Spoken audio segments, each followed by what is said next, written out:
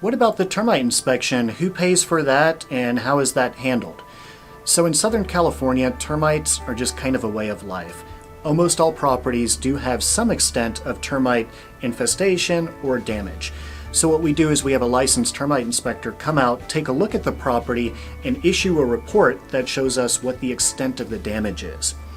Chances are the buyer for your home has financing involved. When financing is involved, an underwriter is going to require a termite clearance. This is a seller item in Southern California. This is something that 9.9 out of 10 times is an item that the seller covers. When do termite repairs have to be made?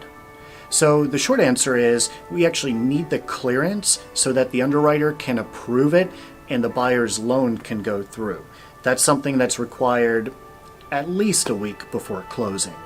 The termite inspection itself is typically within the first week. Once we have that report, that's given to the buyers, and then we discuss that report. We discuss what the findings are, what the recommendations are, how to best address those, and we put together a timeline.